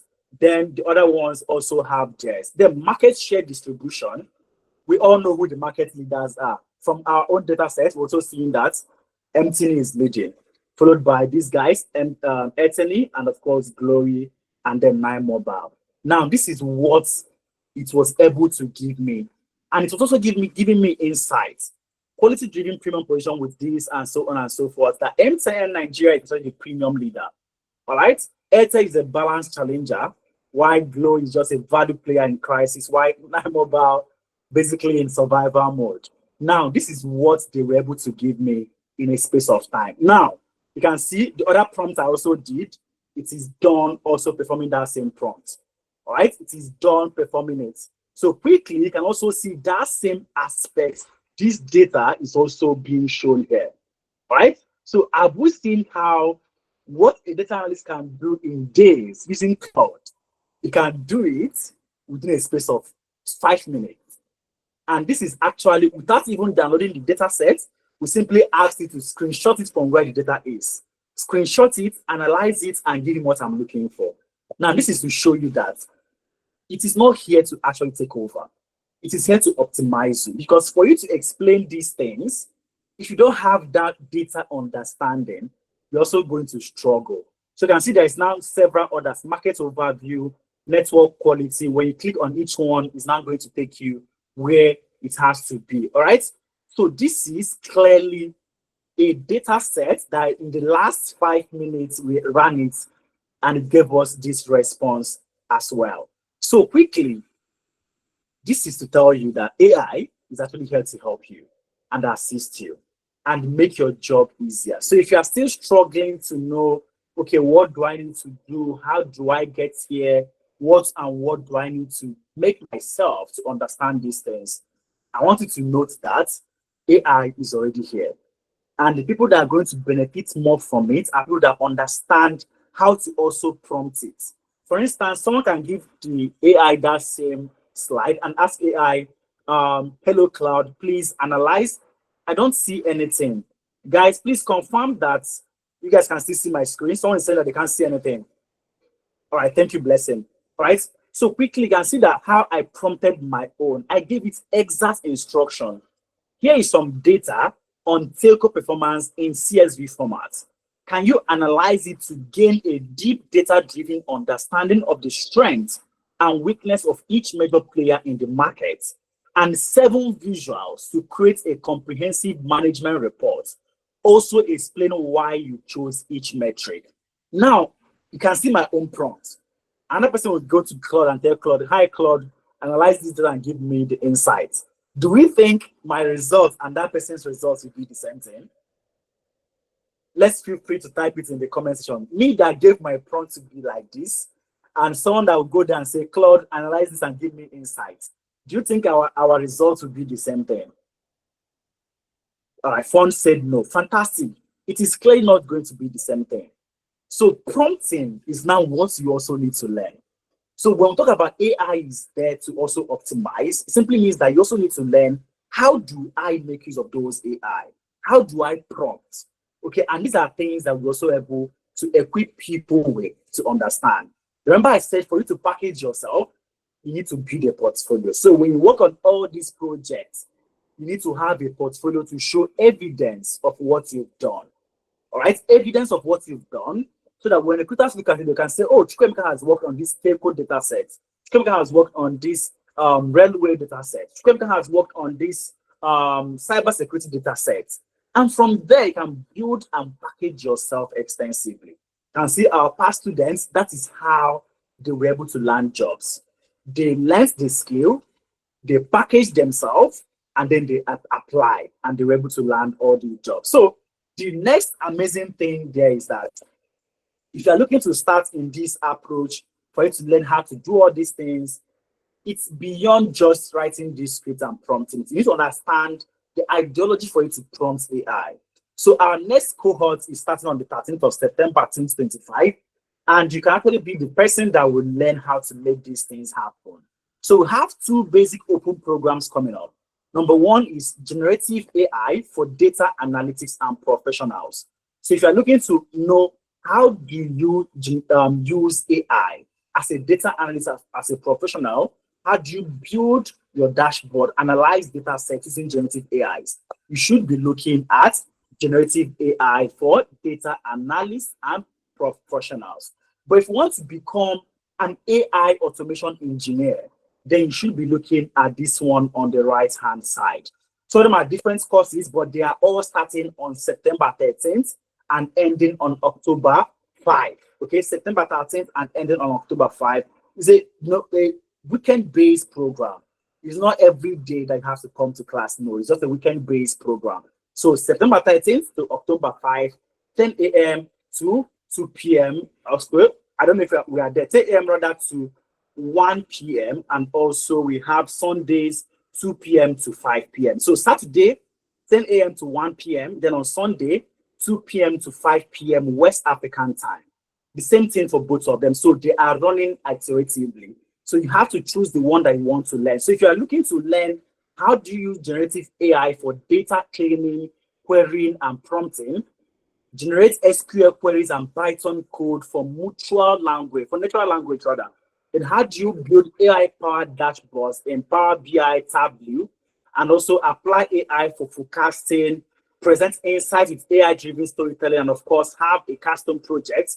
Then, like I mentioned, you're also going to be working on your CV and also learning optimization because you're going to learn, package yourself, and apply. So this is for 50,000. So the full amount is actually 200, but it is 75% discounted because we are doing our 5th year anniversary. So this is the 5th year that will be in existence, and that is why this is like this. So 75% discount for people looking to get into generative AI and data analytics. But if you're looking to become an AI automation engineer, you want to be able to know how do you build AI-powered platforms. You can see first thing that you're going to be learning is how do you prompt engineer, how do you prompt engineer, and also knowledge integration. Then how do you build real-world AI workflows and then multi-agent systems. Then of course, how do you deploy and then scale an AI apps using Streamlit, fast APIs, and also Gradio. So there are several things that you are expected to learn. Of course, when you are done, you're also going to be working on a capstone project, and then you have a certificate once you are done. So this is going for 100,000 naira. Both of them are 200, but for this, we only have a 50% discount. So any one of them that you're looking to get into generative AI or AI automation engineer, the best time for you actually is right now. Okay, like I said earlier, both of them are 200,000, but then the generative AI is 75% off, which means you just get to pay 50,000. While for the automation engineer, you pay 100,000. And all you have to do is simply click on that link that you can see on my screen and register straight. Okay, you can also see the account details on my screen, and it's going to take you there. So once you click on that link, actually, it's going to take you here. All right. Once you click on it, it's going to bring you to our own website. All right. Where you're now going to decide which of the courses you want to go for. You can easily see, okay, learn alongside professionals of top organizations. September weekend AI training programs. Number one is become an AI automation engineer. Another one is generative AI. So once you've done your payment, simply click on that link to register to secure your spot. You can now see, okay, this is running so and so. Once you are done, put your name, email address, phone number, job title, organization, then what is your preferred training, the one you are going for, this one or that one, and of course, also submit your form. So as simple as that. So, and I always mention to people that this spot is not for everyone. We only have 20 spots for this discounted option, and after sessions like this, the spots are easily filled up. All right, the spots are easily filled up. So if you are looking to get into it, now is the time for you to also secure your own opportunity, right?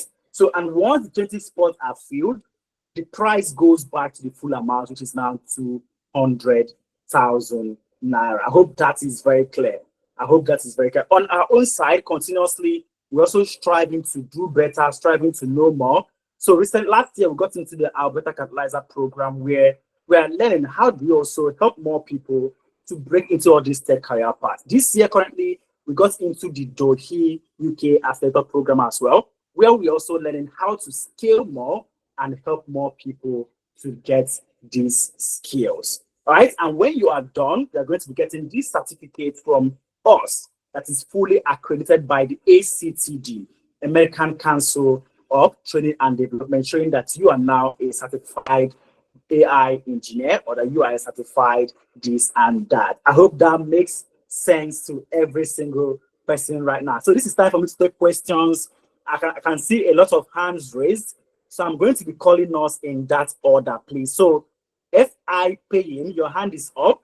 I've called you to speak. Please kindly unmute your mic and speak. AI Pain, are you there? FI Pain, are you there? I've asked you to unmute. I've made a co-host for you to unmute. Please speak. Okay, I think he is most likely not there. So I'm going to go to the next person that the hand is raised. I'm going to go to the next person. Hi, Pius, your hand is up. I've made you a co-host for you to also unmute yourself. Pius, are you there? Hello, Pius, are you there? Sorry, can anyone hear me? Because everybody I'm calling that the hand are raised are not. Okay, thank you, Israel. Thank you, Che. Right, Pius is not there, so I'm removing Pius' ability to be a co-host. Let me go to the next person.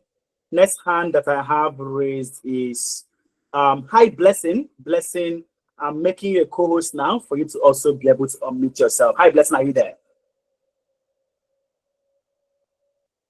What's going on? So when I make you a co-host, just unmute yourself. You should have the ability to unmute yourself once I make you a co-host. Blessing, are you there? Wow. Okay, I think I'm going to go a different route. Let me allow people to actually be able to turn on their microphone. Okay. All right, so let me go again. Next person that I have there is... Okay, I'm here. Oh, all right, Blessing, please go ahead. Oh, good evening. Good evening, sir. Yeah, good evening, Blessing. How are you doing today? I'm doing good, and you? I'm doing all right. Okay. Thank you for the class. I learned a lot. I wanted to ask, won't the data be compromised if we put it on AI, using AI tools? Fantastic question, Blessing. Fantastic question. All right, there's the curriculum we're developing for our AI in project management. And one of the modules that we have there is ethical use of AI, right? Ethical use of AI. Now, the data is not compromised. Your data is not compromised. There's always this fear of, what if I put this there? Is my data not compromised? If you're using Gemini is a part of Google, all right? If you're using Gemini to do some of this prompting, the same place your email data is stored, that is same storage that they're using for their Gemini. So what if your email is compromised? Blessing, just unmute. What if your email is compromised? Remember, this platform, these people using this, these people building this, are the same people that are building all the genetic AIs. That's why I wouldn't advise anyone to go for any AI out there. For instance, we have Gemini, we have Microsoft Copilot as well. All these things are also AI. And they're also people that build your email platforms. So what if your email is compromised, Blessing? What do you think?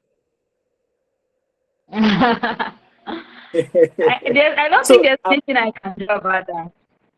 Exactly. So the question is actually that our data is actually secure. It's only you that can actually be able to see that you've actually prompted it. Nobody else is going to see it. Of course, if you are scared of what if people behind the scene are also seeing what you're prompting, they are not. All right. No, it's not even about the prompt. It's about the organization, because I'm trying to my work and I'm still finding my feet. But I know that there are some companies that they will not want their information to leak. That's where I'm coming from. I understand you, Blake. And okay, let me explain now. Last 2 weeks we had a training for one of the biggest financial sectors in Lagos, Nigeria. We had a training for them. How do we integrate Microsoft Copilot into all our processes? Okay. So fast-thinking organizations are already taking actions because they understand that we use Microsoft Copilot, we use Microsoft Outlook as our email, we use SharePortal to store our data, we use this, and all these things were built by Microsoft. Okay, so what is stopping us from utilizing their own Microsoft Copilot for our own AI utilization? All right, so they were able to integrate Microsoft Copilot. Now, the rule that they made for their own organization is that nobody is going to use a different LLM that is not Microsoft Copilot. I don't know if you understand what I'm trying to say now, Blessing. So Okay. what they utilize is Yeah. Microsoft Copilot, because that is where they felt that their data is also safe. All right. Now, remember, Gemini is also built by Google, which is GCP. So people utilizing Gmail Google. will have more affinity to utilize Gemini. So it's now about which one are you more Okay. comfortable with. But the most important thing is that your data is secure. It's just like you're asking yourself, okay, I'm sending an email Okay. to my boss saying, oh, the password to this is ABCD. And I send the email from yourself to your boss. That's the same way data is also moving. What if those guys behind the scenes see the password you're sending to your boss through the email? So it is always there. So the most important thing is for you to Okay. use platforms that is trustworthy. All right?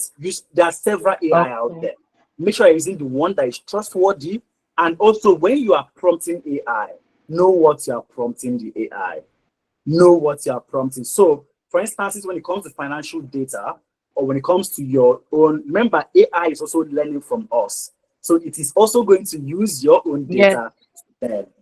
Remember, it is learning from us. So, but the most important thing there is that when it learns from yours, it doesn't mean that it is going to divert that data to the other person. No, it doesn't mean that. All right. I hope that answers your question, Blessing. Yes. Yes. Yes. It does.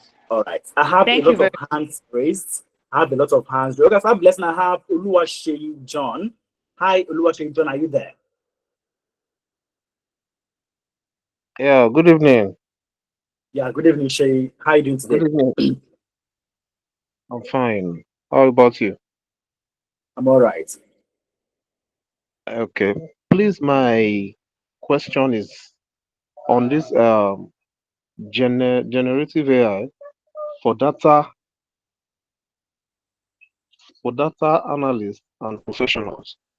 Now, I looked at the course outline when you shared your screen with us the other time, and I discovered that there's none of the course outline was indicating the fact that those that are beginners can uh, can benefit from this. I discovered that the course outline is for probably people that have knowledge about data analysis or data analysis before. So this particular promo, which you are doing because the company is 5 years, does it cover for beginners that want to dive into data analysis? That want to transit into tech like data analysis. So can they also be part of this particular cohort that you are starting by September? All That's my right, question. fantastic question, Shay. Don't meet yourself yet. So every month we have different trainings that we organize. Right Okay. now, there is one that is ongoing that is based on data analytics fully. People that want to learn Excel, Power BI, Tableau, and so on and so forth. So we have that one currently ongoing. Okay, but the one that is coming up in September is the one around AI automation and also the one on generative AI for data analysis. All right. So that is the one that is coming up Okay. in the next September. So each month we'll have different programs that come up. So what I advise you to do is also to watch out for the next one that's going to come up because constantly we have it. But we have the option for you to also, reach out to us, book a demo, and then of course we'll have compensation if you want to be trained on a specific skill. For instance, you want to get data analytics training. You can also book a conversation with us or send an email to our platform as well. And we specifically have those training also built for you. I don't know if that makes sense to you, Shay. But for this current one we're talking about is fully about AI and automation and then also generative AI. Because currently we have one going on right now for data analysts. So month on month, we have different trainings that always come up. I don't know if that makes sense to you now. Yeah. So, but those other trainings you're talking about, they don't have this particular promo that you guys are doing. I didn't get that. I said those other trainings that you talked about that you do every month, on data analysis. I said the the promo you are doing presently does not cover for those ones, right? Okay, it also covers it. All right, it covers that as well. So, Shay, you see what I want you to understand now. For instance, if you look at each of these curriculum now, we have different trainings inside it. Look at this one. Let me bring up this one for you so they can also see it.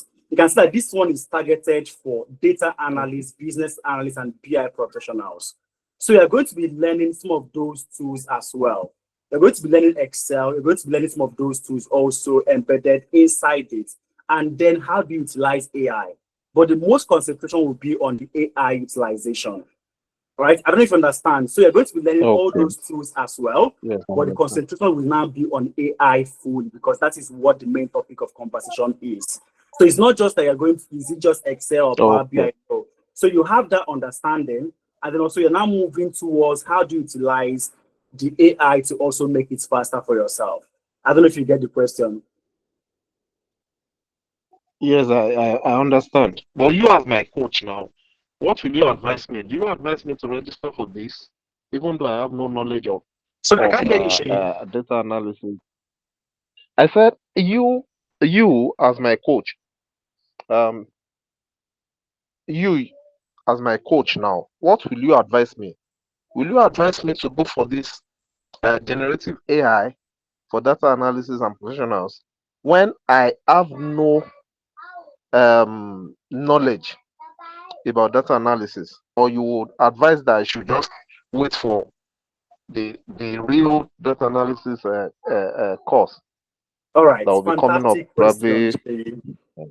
Fantastic question. Now, my response to you is that it is two-phased, right? So it is two-phased. One is that before you drive motorcycle, do you have to learn how to ride a bicycle? The answer is no. I don't know if you understand. The answer is no. Now, it also depends on how smart you are. So you Yes. don't need to learn, oh, I want to learn bicycle before I learn motorcycle, before I learn how to drive a car. No. All right. And that is what is also applicable here. So you can actually dive right into this one and have that same experience. Okay. But the issue now is that if the person that is driving bicycle now comes out to me and say, oh, I'm driving my bicycle, you that you're driving a motorcycle may not be able to drive that bicycle. I don't know if you understand it. Yes.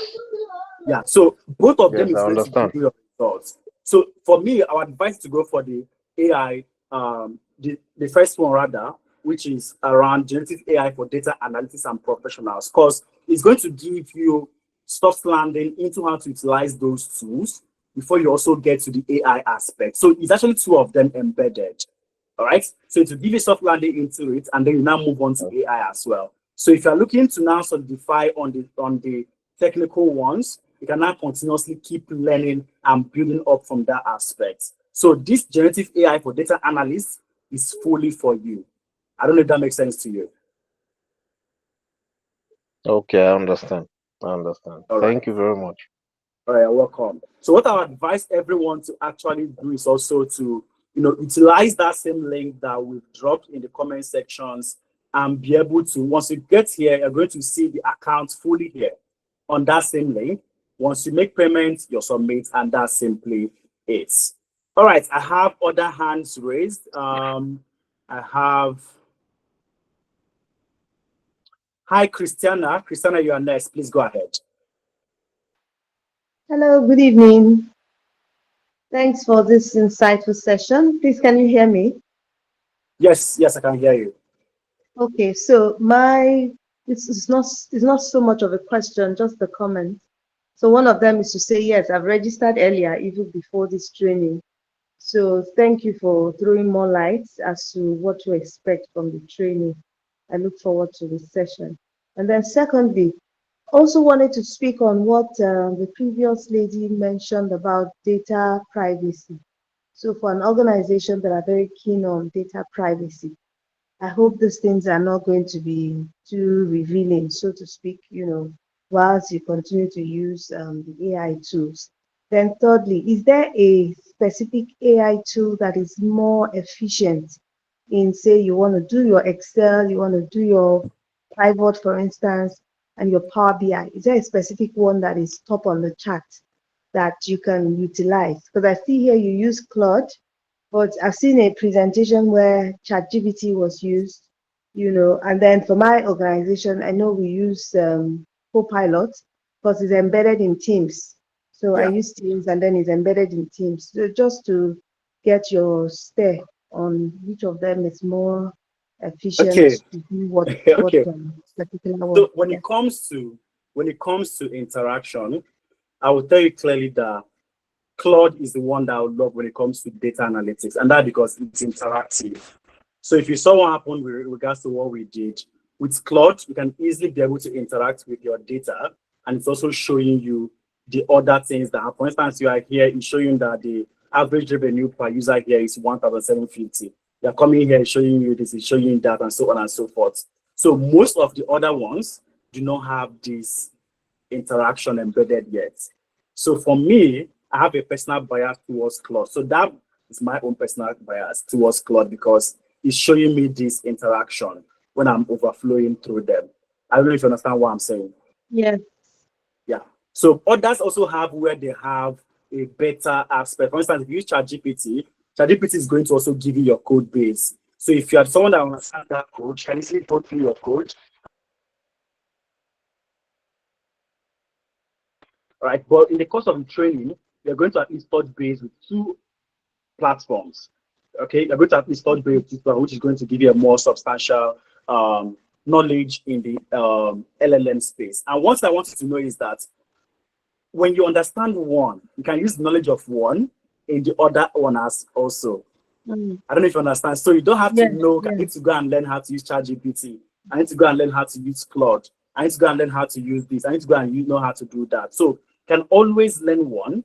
And then once you understand it, you can still use that same knowledge across the other aspects. I don't know if that makes sense to you now, Christiana. It does. It does. It does. Then just one more the question now. Yes. Just to digress a bit, if you then want to do like a PowerPoint, I know this is not about PowerPoint, but which of the AIs can one use to really have very good dashboard or PowerPoint, so to speak? Yeah. All right, this is a I'm a very student now. So all right. So are you asking you want to build a PowerPoint or yes. you want okay. So when it comes to PowerPoint, like I told you earlier, Christiana, there are several tools embedded there. Personally for myself, I use Canva for my PowerPoint. And inside Canva, there's an AI element embedded in Canva. All right. Some people even use Microsoft, what's it called? Microsoft Copilot inside PowerPoint. I don't know if you understand. So there are several ones there. So people utilize based on their own personal bias. For me, I use Canva. All right. So for that Canva, and I use the AI embedded inside Canva.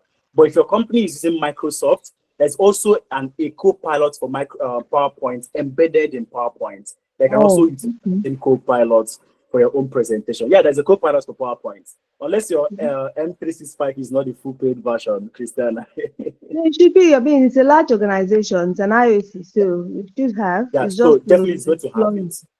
It's going to have it. Right. Oh, So in the okay. course of the training, these are part of things that you're also going to be brushed through. Okay. Fantastic. Thank you. All right. Thank you, Christiana. I have Victor. Hi, Victor. Your hand is raised. Please go ahead and ask your question. All right. Well done, sir, for the insight you have given us. You really tried. You spoke for hours. Well done. So my question goes this way. I said, will the AI tools such as the Clue, Sorry, Victor, Gemini? your voice just dropped right now. Your voice dropped. Okay, sir, are you getting me now? Yes, it's better.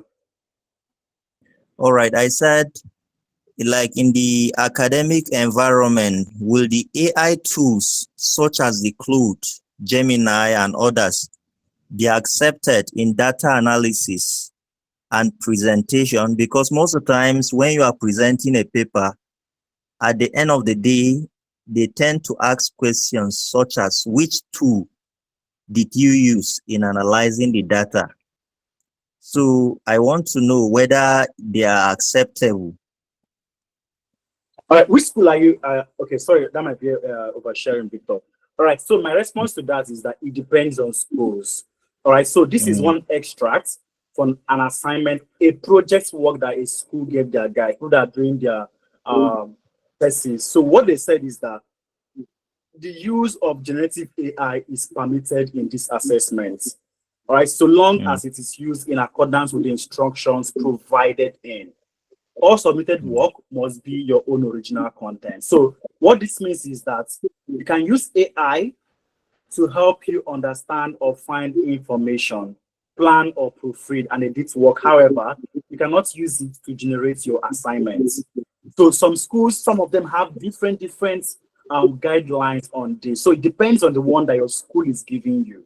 But from most of the UK schools that I've actually been able to interact with, this is the guideline that they've been able to give people. I don't know if you understand. yes, sir. Yeah. So it depends on your own school. Let me make it clear. Like now, I'm an agric engineer. So in a case whereby I have my raw data from a research work, let's say soil infiltration rate data. So if I want to analyze it and I pick the data I recorded to the clothes, after analysis, they may ask me which tool did you use. So that's where I'm trying to All right. clarify. So let me answer you now in a better form. So when we do project work for schools, some of them will now say, okay, for this school, it's like SPSS. For some, they will tell you, okay, it's not SPSS. They have to use Microsoft Excel. Some will tell you, okay, don't use Microsoft Excel, use Python. So depending on what your school use, most of them use SPSS. So it is now for you to query that same artificial intelligence. Hi, Claude, I need to analyze this as SPSS and then provide me insight in all this and that. So if you saw what I gave Claude here, I said, do this using HTML. So if I come out tomorrow, I can still say this was done using HTML. All right. So it depends on your prompting. So I'm trying to get it. Okay, see where I said it. I want you to create a dashboard with this and visualization using HTML. Right? So it's now you that can also specify, I need you to analyze this as SPSS, or I want you to use Python code. So I want you to utilize Microsoft Excel and present this. So it's now going to now reimagine that same experience that you're giving it and give it back to you. So it's all down to your prompting. I don't know if you understand, Victor. So most important on those stuff is that we need to learn how to prompt. We need to learn how to prompt. Once you learn prompting, it solves everything that you want to achieve. Okay? Thank you, sir. You're welcome. So I'm back to the first three people that did not speak. Hi, F.I. Payne. Are you there now? F.I. Payne, are you there? Hi, Pius, are you there? Hi, John, are you there? Okay, I think three of them, maybe they forgot their hands were raised. Okay, fantastic session that we've had so far. Like I said earlier, most of these sports are I'm easily... here. I'm here. Do you have a question, John? Okay, Kunle Yes, I Jolani. do. All right, please go ahead, John. Yeah. Yeah, good evening. Good evening, everybody. It's just a simple question I want to ask. I was told that before somebody will start learning data analysis, there are certain systems from the range of like Y5 and Y7 that we used. I wanted to discuss that if somebody has a lower version of system, can the person will the person have problem in undergoing this training in the course of time with this your training? So that's my question. All right, fantastic question. Fantastic question. So when it comes to system specifics, all right, so any system that you're using that is at least 4 gigagram and above, okay, 4 gigagram and above, and then at least 220, 250 external storage, it is okay. All right. So whether it's from Core i3 to Core i5 to Core i7, or whether you're in the MacBook M1, M2, what I'm looking at is that 4 gig RAM and that means 250 external memory. So once you have both of them, you are good to go. All right. Okay, it's noted. Yeah. Okay. Thank you. Kunle, your hand is up. Good evening, everyone. Good evening, sir. Thank you for the presentation so far. Has been so helpful. So my question is that I want to know, okay, one of the major reasons why I actually have a very high interest in this is because I'm trying to get an international job, and I want to know if, based on the accreditation that you showed the other time, I want to know the validity period and also how, I don't know, how well is going to be recognized outside. I mean, when trying to apply for international jobs. All right. Fantastic question, Kunle. Now, Kunle, I have one response for you. So your validity is external, is what's it called? Not external, rather, is forever. All right. So we're not going to say, okay, once after 1 month or after 2 months, or after 1 year, it's over. Your knowledge is your knowledge. All right. So the validity is always forever. But one thing I want you to understand is that when you go for tech skills, people do not concentrate on which certificate do you have. So I mentioned this earlier. Nobody cares the certificate you have. What they actually care about is what can you do. All right. So what they're looking at is what can you do. So if you cannot actually show that skill, your certificate is irrelevant. All right. But in the context of this training, our certificate is fully accepted globally. And that's why you have that accreditation from ACTD, American Council of Training and Development. All right. But also note that certification is not what they're looking for. They're looking for your skill. So we have that skill that, okay, as what's it called? As the AI automation engineer, that you can utilize Streamlit, you can use Fast API, you can also use Gradio. That's the skill that you have. Now, all these three things are even going to be more important than, oh, I have a certificate. I don't know if that makes sense to you, Kunle. So your skill is what you're looking for. But in the context of certification as well, our certificate is fully recognized globally. And it's something that's going to open doors for you on any jobs that you're also looking to go for. Hope that answers your question, Kunle. Yes, very well, very well. So I actually have one more question. So Yes, please go ahead. after the training, I want to be, I don't know, I want to ask if I will have access to your team in case I have questions, or probably basically just to stay connected with your team. Is Yes, that yes, of course. possible? Yes, of course. Okay. So once you get this slide, we are even going to stay in connection with you. You can always converse with the person that is also going to reach out to you. Because after this session, we're going to send this slide to everyone that joined and also the recorded version. And if you want to converse, you can also reach out to that person. Okay, but if you want to reach out to us personally, you can see this contact that we have here. You can reach out to us through our website or through Treasure or business@atlantis.org. I don't know if that makes sense to you, Kunle. Yes, yes. So sorry, one more question actually. Sorry that I'm taking your time. I the company I work with currently is I actually work in a bank, but I am not in a Sorry, I can't hear Kunle anymore, guys. Can anyone hear Kunle? All right, Kunle, we can't hear you anymore. All right, so while Kunle is trying to restore his okay. All right, so let's also take note of Kunle, Julayeni, Treasure, and see if we can have conversation with him afterwards. All right. So for every other person on the call, like I said earlier, the discounted spots are easily taken. Okay, so I always advise people to secure their spots. All right, and if you have conversation or questions that you want to ask, you can always be in conversation with us through any of our emails that we have there, or through our website also, and we are fully going to be there to assist you. All right, we are going to be fully there to assist you. The spots are easily filled. All right, and for people, for organizations, for corporate bodies that also want productivity intelligence platforms that will help them to scale their businesses, we're also here to support you. All right, if you want a platform where you can organize your staff training, talent development easily, we have elements that we can easily be able to plug in to solve that same problem for you.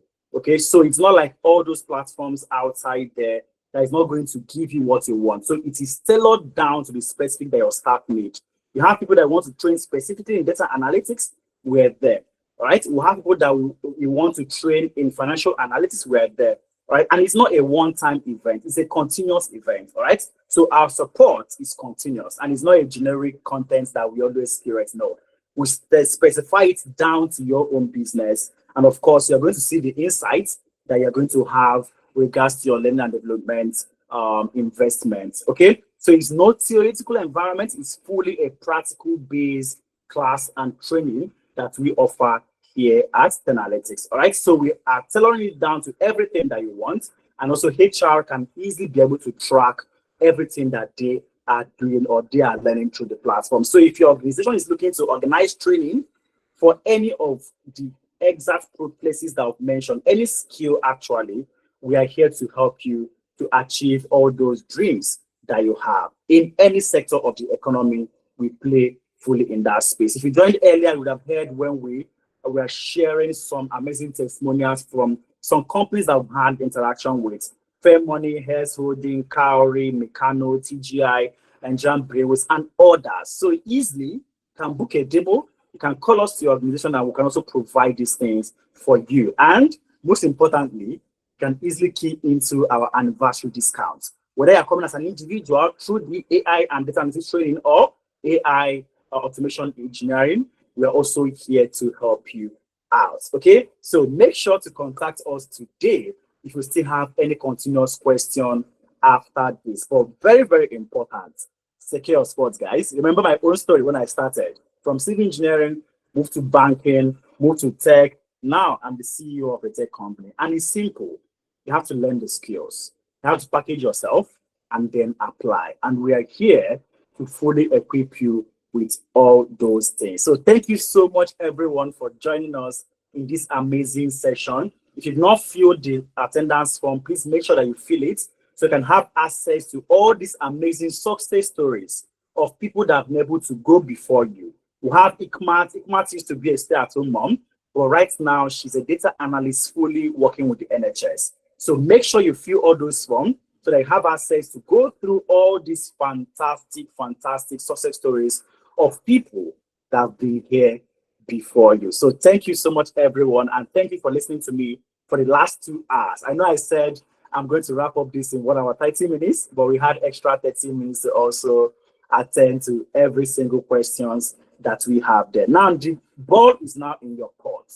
If you are looking to make sure that you end 2025 on a high, if you want to make sure that your career playbook is ending on a high, the time for you to take action is right now. Okay, register for the data analytics program, the AI automation program, and then in the next 1 month, you're going to be fully able to start branding yourself. Oh, do you know I'm an AI-enabled data analyst? Do you know I'm AI automation engineer? So secure a spot today, and I'll see you come September when our cohort starts. So cheers, everyone, and thank you for being here. On behalf of our founder, Adeza Suleiman, co-founder at Femina Ipro, and my amazing colleagues, Treasure, Uche, that made this session to be successful, I say a very big thank you to each and every one of you. And I can't wait to see you come September 13th. Guys, cheers, and let's have a wonderful day out there. Bye, everyone. Bye. Thank you.